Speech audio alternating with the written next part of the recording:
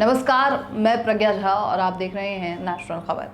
नीरव मोदी और विजय माल्या, ये दो नाम भारत में वित्तीय अपराधों की चर्चाओं में सबसे अधिक लिए जाते हैं। नीरव मोदी पर लगभग 13,000 करोड़ रुपए के पंजाब नेशनल बैंक घोटाले का आरोप है, जबकि विजय माल्या पर 6,000 करोड़ या 9,000 करोड़ रुपए से अधिक के बैंक लोन डिफॉल्ट का आरोप लगा हुआ है। दोनों ही भारत छोड़कर ब्रिटेन भाग गए थे और वहां से अपने प्रत्यार्पण का विरोध कर रहे हैं।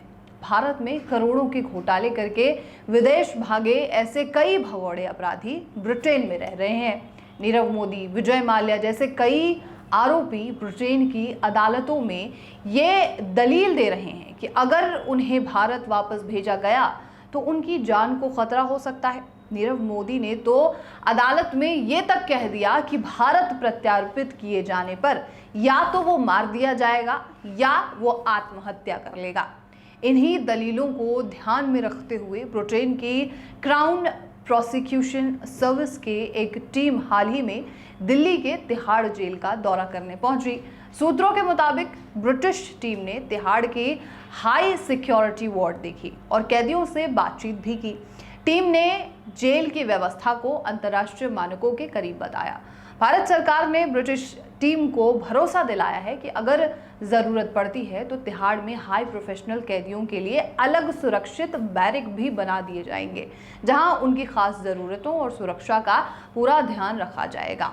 अब सोचिए कि जो अपराधी देश में घोटाला करके भागे हैं, बैंक का पैसा लेकर भागे हैं, लोगों का पैसा लेकर भागे हैं, उनके लिए भी सरकार इस हद तक जाने के लिए तैयार है कि उन्हें सेफ्टी बढ़ा करके दी जाएगी। हो सकता है कि उनकी जान को खतरा हो सकता है कि वो मेंटली इतने टॉर्चर हो जाए कि वो शायद आत्महत्या ही कर ले। बहरहाल ये कदम इसलिए उठाया गया है ताकि ब्रिटेन की अदालतों को ये भरोसा दिलाया जा सके कि भारत में ऐसे कैदियों को कोई खतरा नहीं होगा। गौरतलब है कि कुछ समय पहले ब्रिटेन की अदालत ने भारत से भगौड़ों के प्रत्यार्पण पर रोक लगा दी थी। अदालत ने कहा था कि तिहाड़ में कैदियों को हिंसा या प्रताड़ना का खतरा हो सकता है। इसी कारण से आर्म्स डीलर संजय भंडारी और 750 करोड़ के फ्रॉड के आरोपी अवस्थी दंपति का प्रत्यार्पण रोक दिया गया था।